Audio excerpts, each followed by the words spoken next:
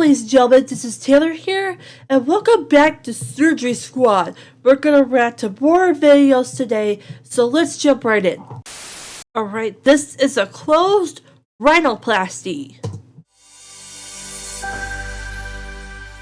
Surgery Squad! Welcome to Surgery Squad's virtual closed rhinoplasty surgery. I'm Dr. Susie. Today we will be performing rhinoplasty. It's what's commonly referred to as a nose job. In this cosmetic surgery, our patient is a young lady who's looking to change the shape of her nose. We'll perform a closed rhinoplasty procedure to reshape her nose into something she finds more appealing. I did that in the last video. Some surgeons will perform this surgery using a local anesthetic and sedation, which makes the patient numb and in a dreamlike state. I prefer to work with a patient under general anesthesia and completely asleep. What we're doing today is reshaping the bridge of the nose. Our patient feels it's too wide and doesn't like the hump on it. The thinning of the nose is called an infracture. I'll bet you can't guess what the widening of the nose is called. It's outfracture. Right, I'll tell you. It's an outfracture. Some patients may also want the tip of the nose reshaped. That's called typoplasty.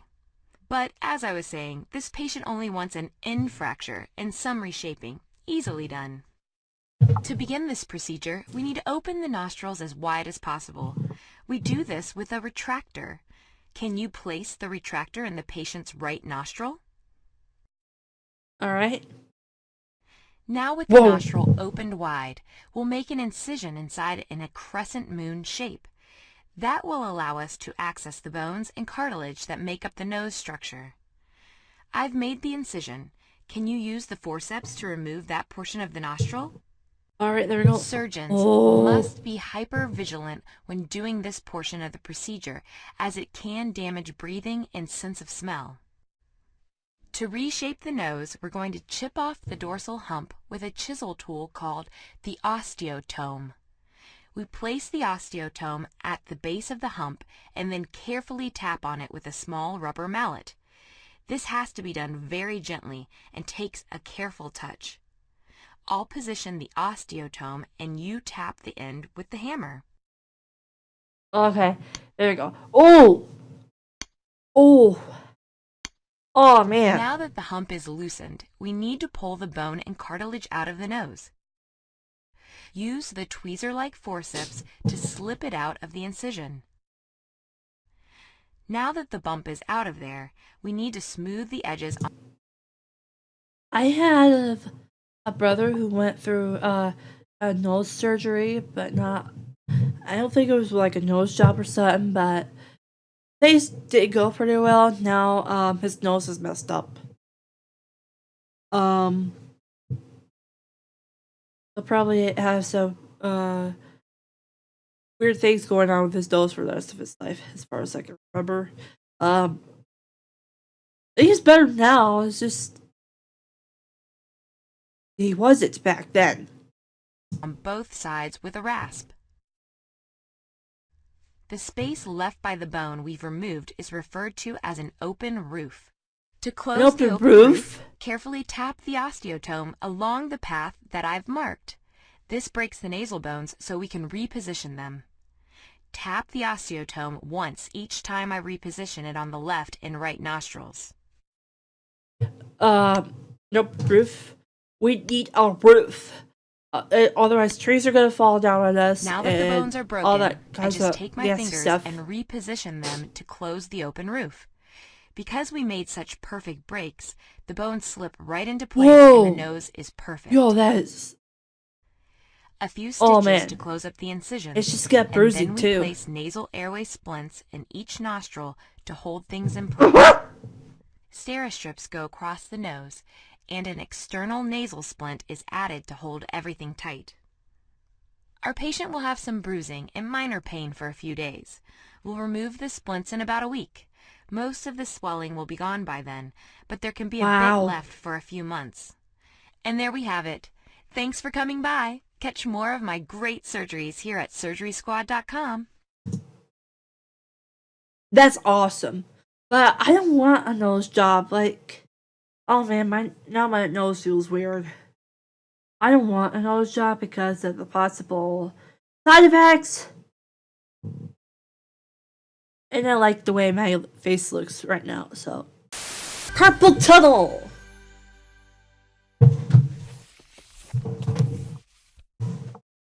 Welcome to Surgery Squad's virtual limited open carpal tunnel release surgery.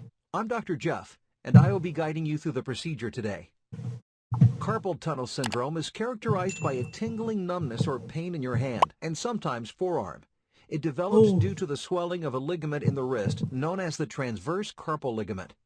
The swelling of the transverse carpal ligament creates pressure on the median nerve in your wrist.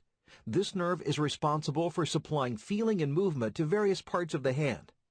Performing repetitive motions with the hand or wrist over a long period is the main cause of carpal tunnel syndrome, and the condition is more commonly seen in women than men. Researchers have also discovered that other medical problems such as alcoholism, arthritis, diabetes, obesity, and I'm obese. Am I gonna have to go through this? Like, am I gonna have to have, like, a surgery on my hand? That's not good. infections could also lead to carpal tunnel syndrome. Today we'll be operating on a patient who has been diagnosed with carpal tunnel syndrome after experiencing numbness and weakness in the palm of his hand and thumb. Now let's put on our gloves and get started.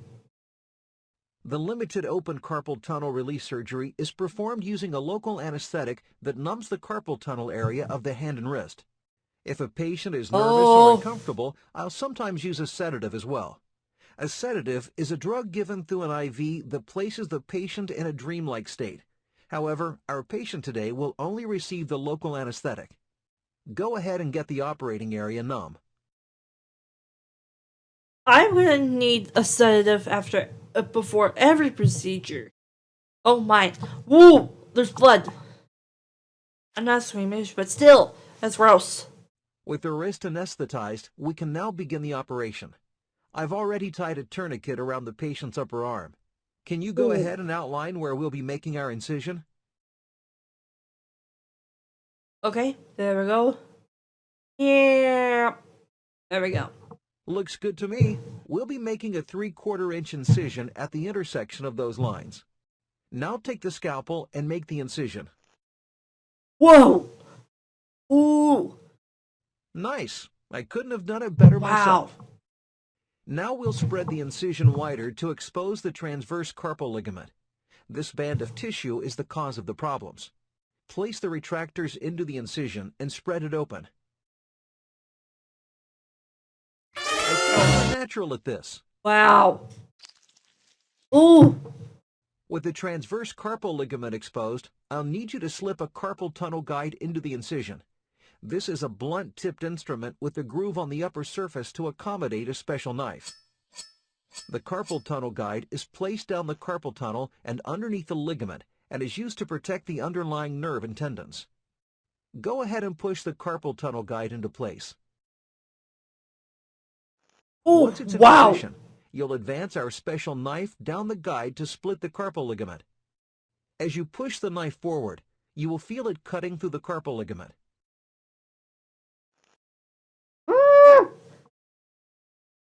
Perfect. With the transverse carpal ligament cut, the median nerve is no longer inflamed. Now we can begin to clean and close the incision. Go ahead and irrigate the wound. When you're finished, I'll release the tourniquet, allowing blood to flow back into the hand. Great. Now you'll close the wound using non-absorbable sutures.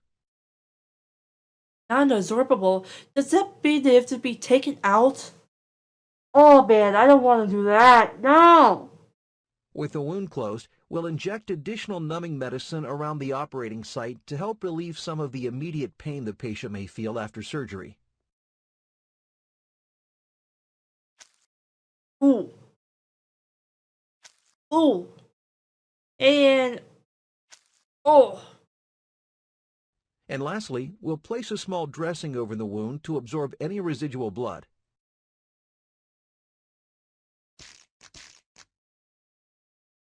We'll immobilize the wrist with a splint and a sling, and after 1 to 3 hours, our patient is sent home to recover. Our patient needs to keep in mind that because of some of the medications we used, he may experience a bit of nausea. He will also be given pain medication to help relieve the discomfort he'll feel in his wrist. Once our patient returns home, he'll be asked to follow specific instructions for driving, exercise, and medication. This will include keeping his hand elevated above his heart for the first few days after surgery. About 2 weeks after surgery, we'll remove our patient's stitches, and he'll be gradually allowed to return to his normal routines in 4 to 6 weeks. And that's a limited open carpal tunnel release surgery. Thanks for stopping by. Why not try out some of the other amazing surgeries here on SurgerySquad.com? Okay. Wow. That's actually pretty scary. Welcome to Surgery Squad's virtual abdominal liposuction. I'm Dr. Susie, and I'll be assisting you with this surgery today. Liposuction is a minimally invasive surgical procedure that is used to remove fat deposits from various areas of the body. The areas that liposuction is generally performed are the abdomen, hips, inner and outer thighs, flanks or love handles, and inner arms. Today we'll be using the tumescent technique.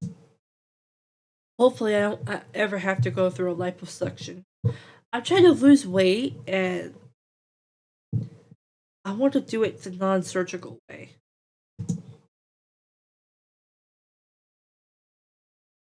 Wait. We'll be using the tumescent technique to remove fat deposits from our patient's abdomen.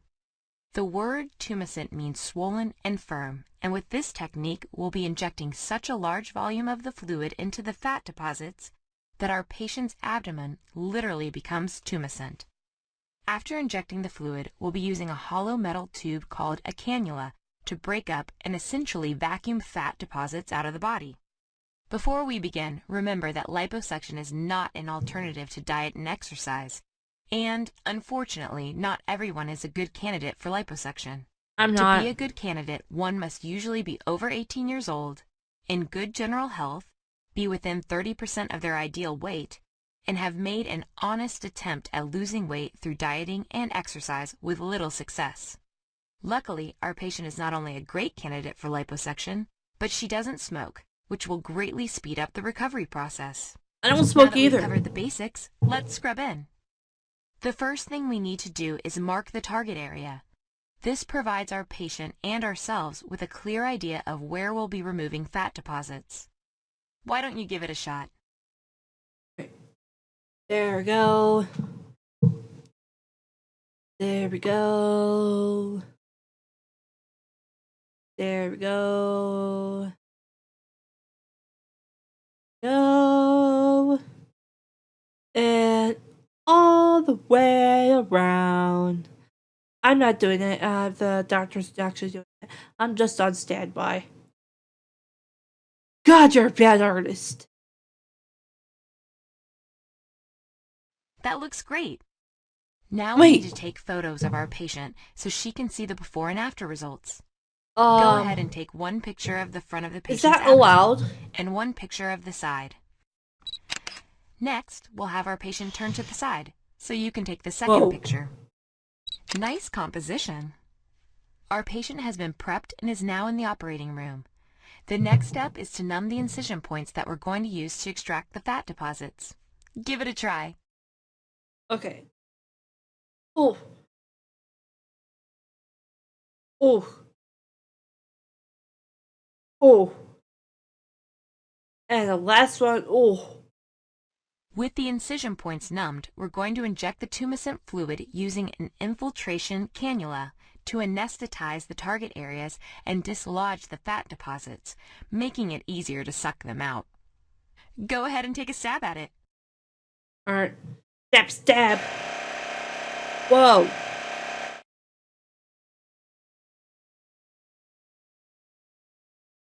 Stab, stab. Oh my goodness.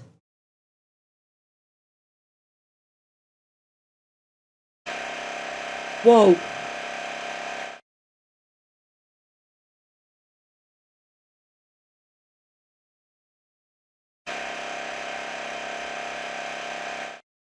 I don't like that sound. Excellent job. Now that we've injected the tumescent fluid, let's begin the liposuction. Use the suction cannula to remove the fat deposits from the patient. Wait, it's pronounced cannula? In the knee surgery operator now, I thought it's pronounced cannula. There we go. That looks like expired Sunny D. Suck it up, suck it up, suck it up, suck it up, suck it up. Take that out. Put it back in. Suck it up, suck it up, suck it up, suck it up, and suck it up. Alright. Put it in. Suck it up, suck it up, suck it up, suck it up, suck it up. You're a natural. Have you ever considered a career in the medical field? No. Now that we've completed the liposuction on our patient, it's time for recovery. We're not going to suture the incisions. Since they were so small, they can heal without sutures. Our patient will need to wear a compression garment for 2 to 6 weeks. This garment holds the tissues together, controls swelling, and provides additional support as her body heals. She should be able to return to normal activity within a few weeks, and there will still be some bruising that should fade within a few days. Any swelling that our patient has may take a little while longer to subside. The final result of the liposuction will be evident in about 1 to 3 months after the surgery, although they will see a noticeable difference within days or weeks. Although the suctioned fat deposits are gone, if the patient does not maintain a proper diet and exercise regimen, the remaining fat deposits could enlarge, creating irregularities in the patient's abdomen. And that's abdominal liposuction. You've done a fantastic job. Why not try your surgical skills in another great surgery here at surgerysquad.com. Yeah. I don't think I'm gonna be having a liposuction anytime soon. That's it, guys. Don't forget to subscribe to my YouTube channel and stay tuned for part 3 of my reaction to Surgery Squad videos. Bye!